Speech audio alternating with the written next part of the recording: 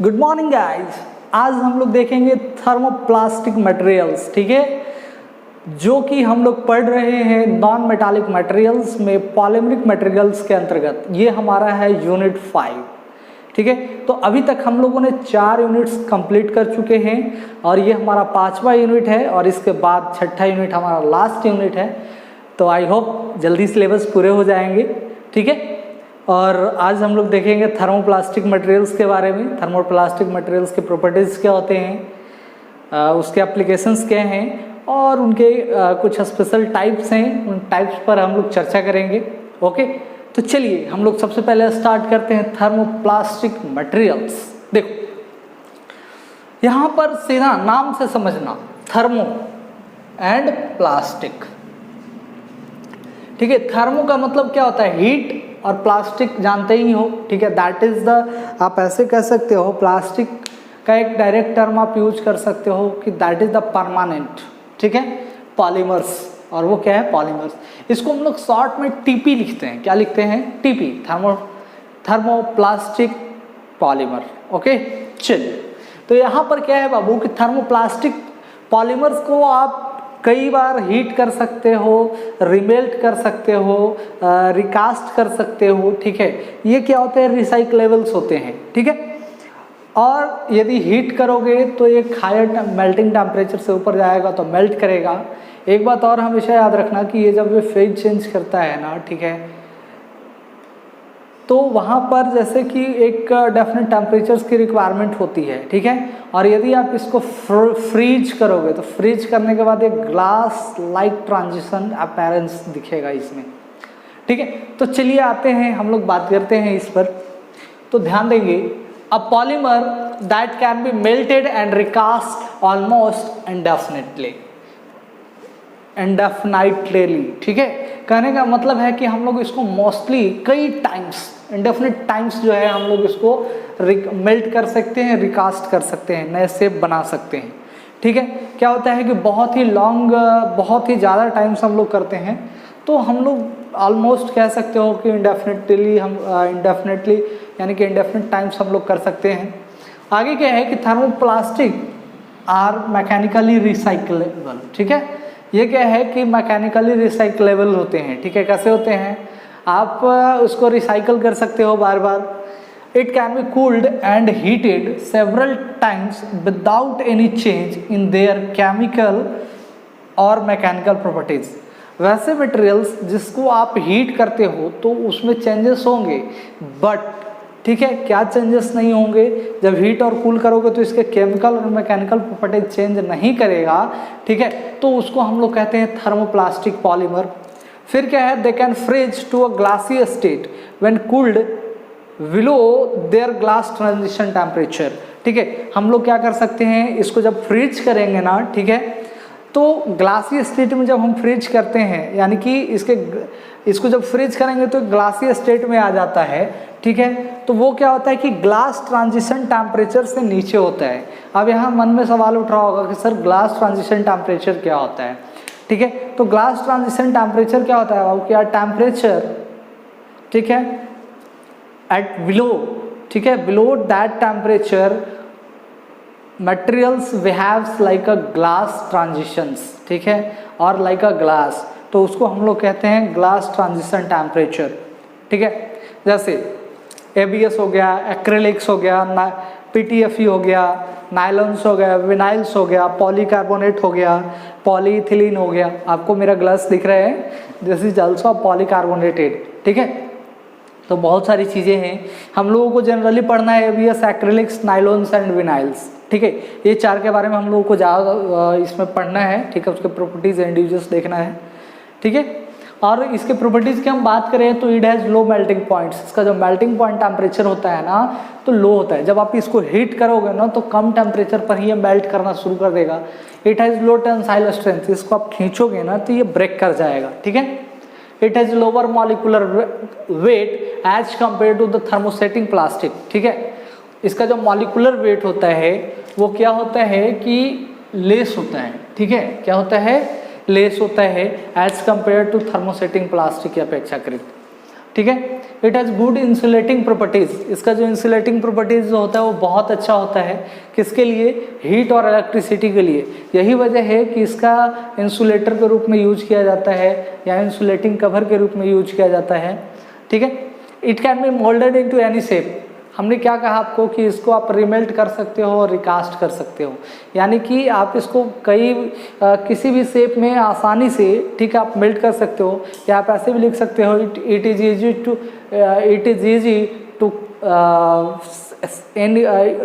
Easy to shape and finish, ठीक है। It is a recyclable, ये कैसा होता है, रिसाइक्लेबल होता है, ठीक है, मतलब इसको आप बार बार साइकिलिंग कर सकते हो। आपने देखा होगा कि कहीं कहीं प्लास्टिक बॉटल्स वगैरह पे, ठीक है, या कुछ इस तरीके से एक रिसाइकलिंग का साइन लगे होते हैं।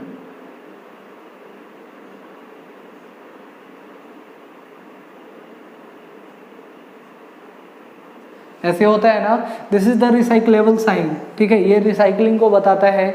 और क्या होता है कि आप मटेरियल्स पर लिखे हुए देखे होंगे PTFE, ठीक है, या फिर और भी बहुत सारी चीज़ें हैं, ठीक है, जैसे ABS आपने देखा होगा, ठीक है। तो ये सब क्या है कि उस मटेरियल्स के बारे में बताता है, ठीक है, और बहुत सारी बातें हैं। तो ये सब, ये साइकिलिंग का टाइम हो गया, रिसाइकलिंग का सिंबल हो गया, ठीक है, ये मटेरियल्स के बारे में बताएगा। तो हम लोग देखेंगे, ठीक है, या इमेज डिस्प्ले हो रहा है तो उस पर भी आपको दिख रहा होगा, ठीक है। आगे क्या है बाबू कि it allows plastic deformation when it is heated. आप प्लास्टिक डिफॉर्मेशन जानते हैं, प्लास्टिक डिफॉर्मेशन दैट मीन्स के परमानेंट डिफॉर्मेशन की हम बात कर रहे हैं। जब आप इसको हीट करेंगे ना, ठीक है, तो क्या होता है कि इसमें डिफॉर्मेशन को ये अलाउ करेगा, ठीक है, तो उसके अकॉर्डिंग फिर आप हीट करके इसको किसी भी शेप में कन्वर्ट कर सकते हैं, ठीक है। तो इसके वजह से क्या होता है कि उसमें अच्छी मोल्डेबिलिटी आ जाती है, ठीक है, या फिर आप कह सकते हो कि it is also for safe forming properties. It is soluble in some solvent, कुछ सॉल्वेंट में जो है क्या है कि ये सॉल्युबल हो जाता है, आप उस सॉल्वेंट में डालोगे ना तो ये सॉल्यूट हो जाएगा, ठीक है, ये घुल जाएगा उसमें, ठीक है। It has good resistance to creep, ये क्रिप का बहुत ही अच्छा कह सकते हो कि इसके पास बहुत ही अच्छा रेसिस्टेंस होता है, या डायरेक्टली कह सकते हो कि इट हैज़ हाई क्रिप स्ट्रेंथ, ठीक है। जैसे कि आप बॉटल्स यूज करते हो, वाटर बॉटल्स, तो क्या करते हो कि आप उसमें गर्म पानी डालते हो या ठंडा पानी डालते हो, ठीक है, तो एक टाइम तक आप उसको क्या करते हो कि एक टाइम तक उसमें फिल्ड होता है, ठीक है। तो क्रिप क्या होता है कि जो स्लो डिफॉर्मेशन होता है, उसी तरीके से हमारे प्लास्टिक बॉटल्स या जो भी आप मटेरियल्स यूज करते हो तो वो एक टाइम तक क्या करता है कि स्लो डिफॉर्मेशन होता है, ठीक है। तो उस स्लो डिफॉर्मेशन को उसमें रोकने की प्रॉपर्टीज होती है। आगे क्या है कि इट में swell in the presence of certain solvent, कुछ सॉल्वेंट में क्या होता है कि इसको डालोगे ना तो ये स्वेल कर जाएगा, फूल जाएगा, ठीक है। तो ये है हमारा प्रॉपर्टीज, ठीक है। अब हम इसका यूज देखते हैं, ओके। अब हम लोग देखेंगे क्या उसके यूजेस के बारे में, ठीक है, क्या क्या यूजेस होता है थर्मोप्लास्टिक का। तो देखो, थर्मोप्लास्टिक की बात जैसे ही आती है तो इतना तय रखना कि थर्मोप्लास्टिक यूज होता है आपका aircraft industries, automobile industries, medical sector में, ठीक है। और क्या है कि जैसे आपका ये ग्लास देख रहे हो, ठीक है, तो this is also made from the thermoplastics, okay. और क्या होता है बाबू कि हमारा जो है बहुत सा बुलेट प्रूफ वेस्ट वगैरह है, तो देखते हैं it is used in aircraft industries. Aircraft में कुछ पार्ट्स, ठीक है, या उसमें जो सीट्स वगैरह यूज किए जाते हैं लगाने के लिए, ठीक है, या उसके जो कंपोनेंट्स होते हैं, उसके जो इंटरनल कंपोनेंट्स होते हैं, वो वहाँ पर हम लोग यूज करते हैं ये थर्मोप्लास्टिक का, ठीक है। It is also use in automobile industries, automobile industries में भी यूज किया जाता है, ठीक है। आप बेसिकली आप उसके जो लाइट्स देखते हो ना, जो हेडलाइट्स वगैरह होते हैं, ठीक है, तो हेडलाइट्स में जो लेंस जो यूज किया जाता है ट्रांसपेरेंट कांच के रूप में, ठीक है, तो कुछ तो कांच होते हैं, कुछ ग्लासेस होते हैं, और कुछ जो प्लास्टिक्स होते हैं वो जनरली थर्मोप्लास्टिक्स होते हैं। आप उसके लाइट्स वगैरह पे देखोगे ना तो आपको नज़र आएगा लिखा हुआ, ठीक है, लाइक PVC, PS वगैरह, ठीक है, ABS, तो ये सारी चीज़ें होती हैं। It is also use for making I glass lenses, जो मैं अभी पहन रखा हूँ, ठीक है, वो भी ये भी क्या है, एक प्रकार के लेंसेज है, ठीक है। तो इसका इस्तेमाल भी हम लोग थर्मोप्लास्टिक से करते हैं। आगे है it is used in making bullet proof waste. Bullet proof waste बनाने के लिए भी किया जाता है, ठीक है, बिकॉज ऑफ ये क्या होते हैं कि कुछ कुछ थर्मोप्लास्टिक जो है इम्पैक्ट रेसिस्टेंट होते हैं, ठीक है, तो इसलिए हम लोग इसको बुलेट प्रूफ जैकेट वगैरह जब बनाते हैं, ठीक है, तो उसके लिए इस्तेमाल किया जाता है, ठीक है। आगे है it is used as a fluorescent light reflector, ठीक है, फ्लोरोसेंट लाइट देखिए हो, ठीक है, जो फ्लोरोसेंट ट्यूब होता है ना, ठीक है, जिसको आप लोग ट्यूबलाइट कहते हो, तो उसमें जो रिफ्लेक्टर्स लगे होते हैं जनरली थर्मोप्लास्टिक्स के बनाए जाते हैं, ठीक है। It is use for producing medical equipment, ठीक है, मैंने आपको पहले भी कहा था कि मेडिकल इक्विपमेंट्स के रूप में भी यूज किया जाता है, ठीक है। अब टाइप्स पे आते हैं, तो टाइप्स है आपका पॉलीथिलीन, ठीक है, जिसको हम लोग शॉर्ट में पी लिखते हैं, किसी किसी ऑब्जेक्ट्स पे आपने देखा होगा पीई लिखा हुआ, ठीक है, और उसके बगल में रिसाइकलिंग का साइन दिया हुआ, ठीक है। पॉलीप्रोपिलीन पीपी भी आपने देखा होगा। तो अब आपको समझ में आ रहा होगा कि सर वो पी या पीपी क्या लिखा होता है, ठीक है, या अभी भी आपको इमेज पे दिख रहा होगा कि पी और पीपी लिखा हुआ, ठीक है। तो अब आप जैसे ही प्लास्टिक्स के बोटल्स वगैरह देखो या कोई मटेरियल्स देखो तो उस पर देखो कि क्या लिखा हुआ है, पी लिखा हुआ है, पीपी लिखा हुआ है, या पीवीसी लिखा हुआ है, ठीक है, या पीएस लिखा हुआ है, तो ये सारी चीज़ें लिखी रहती है, तो उससे आप पता कर सकते हो कि वो कौन सा थर्मोप्लास्टिक्स है, ठीक है। पॉलीप्रोपिलीन हो गया, पॉलीविनाइल क्लोराइड, ठीक है, आपको पता होगा कि पीवीसी सबसे ज़्यादा यूज होता है हमारे हाउस वायरिंग के, ठीक है। और फिर है एक्रेलिक्स वगैरह, पॉलीस्टीरीन, नायलॉन्स का रस्सी भी आपने देखा होगा, ठीक है। एक्रिलोनाइट्राइल ब्यूटाडाइन स्टायरीन, ठीक है, एवीएस और विनाइल्स, ठीक है। तो हम लोगों को जनरली पढ़ना क्या है, वो पढ़ना है एक्रेलिक्स, नायलॉन्स एंड एक्रिलोनाइट्राइल ब्यूटाडाइन स्टेराइन, ठीक है, और विनाइल्स के बारे में, ठीक है। तो चलते हैं, अब हम लोग देखते हैं एक्रिलोनाइट्राइल ब्यूटाडाइन एस्टेरिन के बारे में। तो देखो बाबू, ये क्या है, एवीएस जो है एक प्रकार का इम्पैक्ट रेसिस्टिंग पॉलीमर है, ठीक है। इसमें क्या होता है कि इसके तीन मोनोमर्स होते हैं, ठीक है, एक्रिलोनाइट्राइल, ब्यूटाडाइन और एस्टेरिन, ठीक है। इसमें हम लोग क्या करते हैं कि पोलिमराइजिंग करते हैं किसका, एस्टेरिन का और आपका एक्रिलोनाइट्राइल का इन द प्रेजेंस ऑफ पॉलीब्यूटाडाइन, ठीक है, और तब जा करके हमारा बनता है एक्रिलोनाइट्राइल ब्यूटाडाइन एस्टेरिन एवीएस, ठीक है। तो इसमें क्या होते हैं कि इसके जो फार्मूला जो होते हैं वो हम लोग देखेंगे, स्ट्रक्चर्स पे हम लोग ज़्यादा बात नहीं करेंगे because of there is no more importance of a structure, ठीक है, क्योंकि हम लोग ये केमिस्ट्री नहीं पढ़ रहे हैं, और ऐसे भी आपने अप्लाइड केमिस्ट्री पढ़ा होगा तो उसमें आपने इसके स्ट्रक्चर्स को देखा होगा। ऐसे इसके मोनोमर्स का स्ट्रक्चर्स आपको इमेज में डिस्प्ले हो रहा है, ठीक है। और क्या है बाबू कि इसका जो स्ट्रक्चर्स होता है ना, अमोर्फस होता है, अमोर्फस। जब हम लोग क्रिस्टल स्ट्रक्चर्स पढ़ेंगे ना, ठीक है, कि लैटिस के आधार पे जो स्ट्रक्चर्स होते हैं तो कैसा होता है, तो उसमें मैं आपको बताऊंगा कि अमोर्फस या मेसोमोर्फस क्या होता है, तो वो मैं यूनिट 1 में सबमिट कर दूंगा, ठीक है, एक लेक्चर्स बना करके, ठीक है, क्रिस्टल्स लैटिस के बारे में। तो फिलहाल एमॉर्फस का मतलब ऐसे समझो कि उसके जो स्ट्रक्चर्स होंगे वो एट रैंडम मैनर में होंगे, ठीक है, उसके जो क्रिस्टल स्ट्रक्चर्स होंगे वो कैसे होंगे, एट रैंडम होंगे। कोई एक आप कह सकते हो कि उसके जो मॉलिक्यूल्स हैं वो एट रैंडम होंगे और कोई एक डेफिनेट पैटर्न नहीं होगा, ठीक है, जैसा कि क्रिस्टल स्ट्रक्चर्स होते हैं। क्रिस्टल स्ट्रक्चर्स में क्या होते हैं कि हमारा एक डेफिनेट पैटर्न होता है, ठीक है, बट एमॉर्फस में ऐसा नहीं होता है, ठीक है, एमॉर्फस में एट रैंडम्स होते हैं। तो इसके फॉर्मूले की हम बात करें तो C8H6O3H3N, और ये पूरे क्या होंगे, दिस इज द 1 यूनिट, ठीक है, ये सब यूनिट से मिल करके एक यूनिट बना और ये मल्टीपल्स होते जाते हैं, ठीक है, n times that creates acrylonitrile butadiene styrene, ठीक है। इसके इन सब जो मोनोमर्स है ना, इन सब के मोनोमर्स बहुत सारे लगे होते हैं, ठीक है, तो तब जा करके हमारा एवीएस क्रिएट होता है, ठीक है। मोनोमर्स में क्या है बाबू, मोनोमर्स में हमारा है एक्रिलोनाइट्राइल, ठीक है, जिसका फॉर्मूला होता है C3H3N, ठीक है।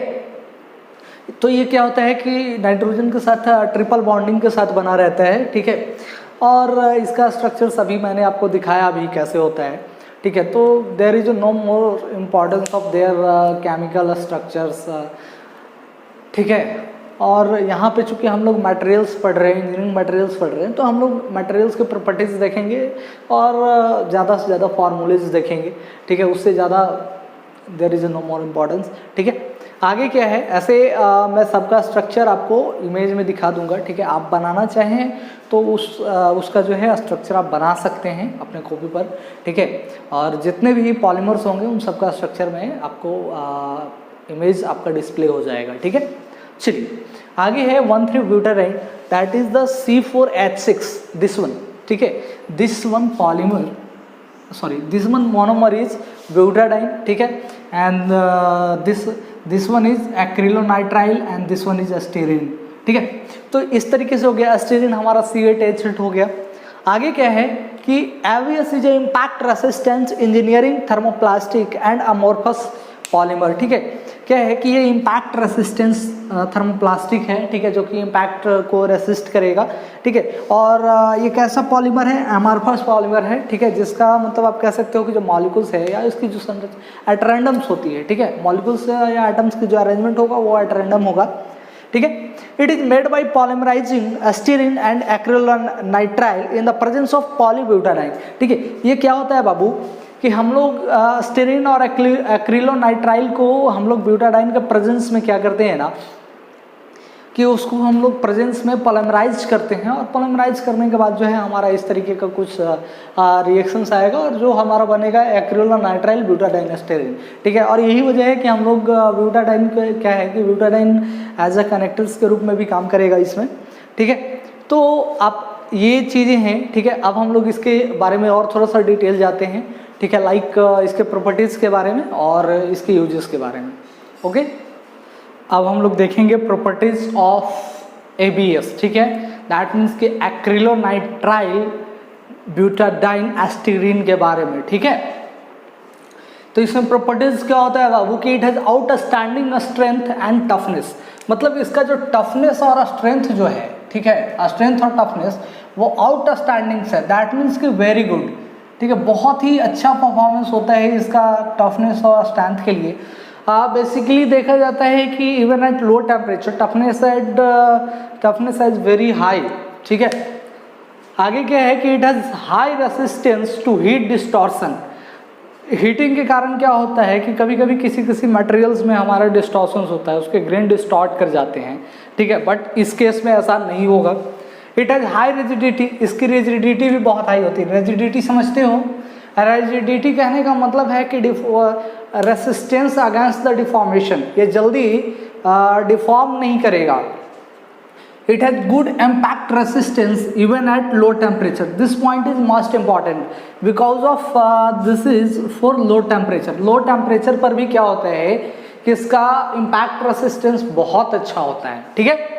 It has good insulating properties, इसका जो इंसुलेटिंग प्रॉपर्टीज है बहुत ही अच्छा होता है, ठीक है। यही वजह है कि ये क्या इस इलेक्ट्रिकल इंस्ट्रूमेंट का जो पैनल्स वगैरह बनाया जाता है ना, तो वहाँ पर इस्तेमाल किया जाता है, या इलेक्ट्रिकल कंट्रोल पैनल्स का जो कवर वगैरह होता है तो वहाँ पर बेसिकली इसका इस्तेमाल किया जाता है, ठीक है। इट हैज़ गुड वेल्डेबिलिटी, इसको वेल्डेबिलिटी, अब एक ध्यान देना, यहाँ पर थोड़ा सा कन्फ्यूजन लग रहा होगा कि सर प्लास्टिक को भी वेल्ड करते हैं क्या, है ना, तो करते हैं, ठीक है, प्लास्टिक को भी वेल्ड किया जाता है, but there is a different welding process.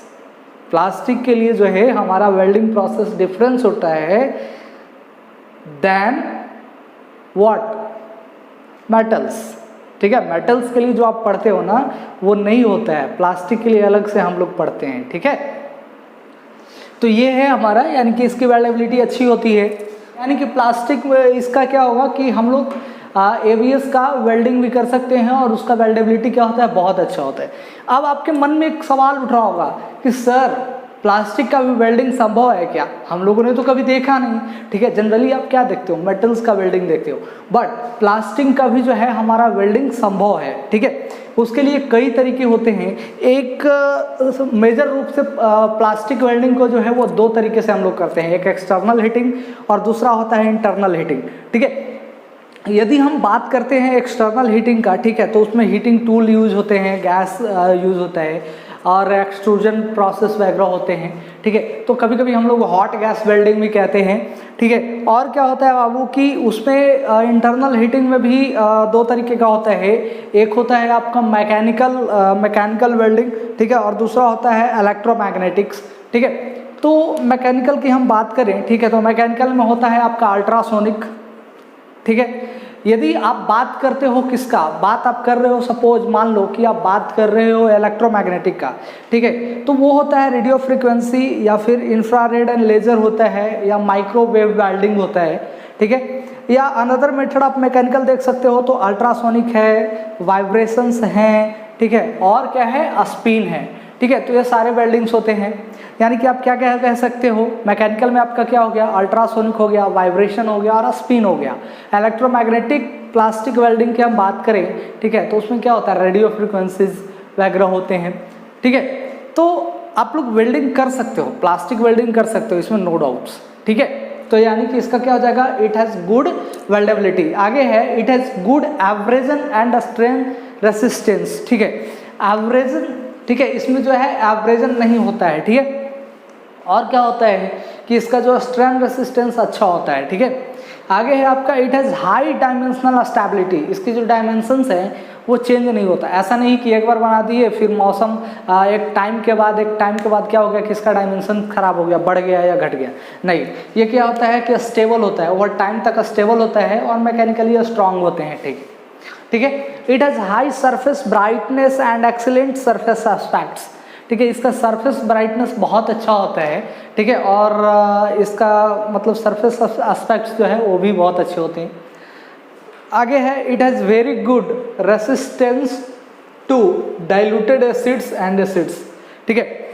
Directly diluted acid से लिखो ज़्यादा बेहतर है, ठीक है। डाइल्यूटेड एसिड्स के अगेंस्ट बहुत ही अच्छा होता है, ठीक है। एंड अल्कलीज,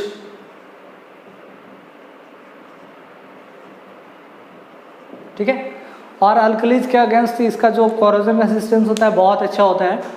आगे है moderate resistance to aliphatic hydrocarbon. Aliphatic hydrocarbon जो होते हैं उसके अपेक्षा जो है मॉडरेट है।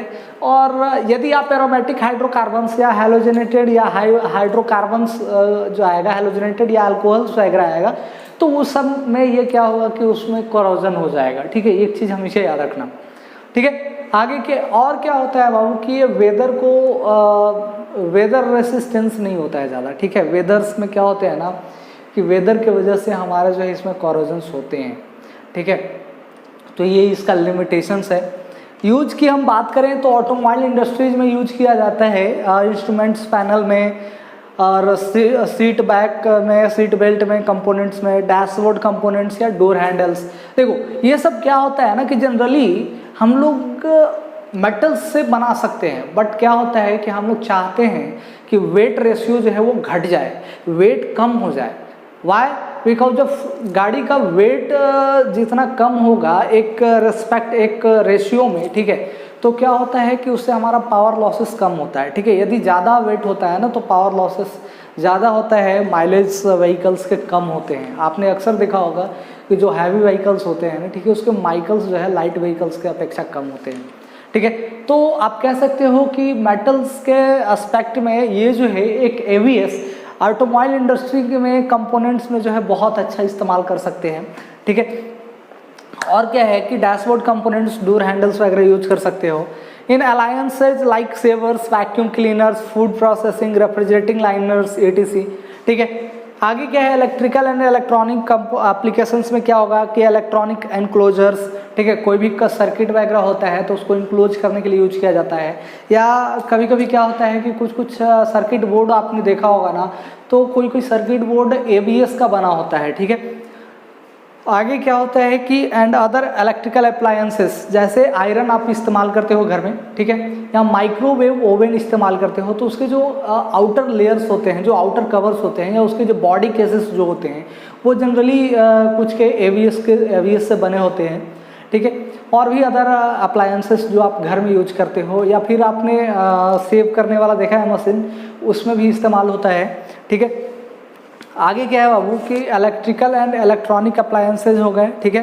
फिर पाइप्स एंड फिटिंग्स, चूँकि ये क्या होता है कि कोरोजन इसमें नहीं होता है वाटर की वजह से, ठीक है, और वाटर में ये इनसॉल्युबल है, तो जिसकी वजह से हम लोग पाइप्स फिटिंग्स में इस्तेमाल करते हैं, ठीक है। और भी बहुत सारे कंपोनेंट्स हैं, ठीक है, तो जिसका इस्तेमाल हम लोग एवीएस से में करते हैं, ठीक है, एवीएस से बनाया जाता है, ठीक है। तो आज के लिए मैं इतना ही छोड़ता हूँ, ठीक है। ये भी इस तक ही, अगले लेक्चर्स में हम लोग इसके आगे देखेंगे, ठीक है। तो आज के लिए इतना ही, थैंक यू।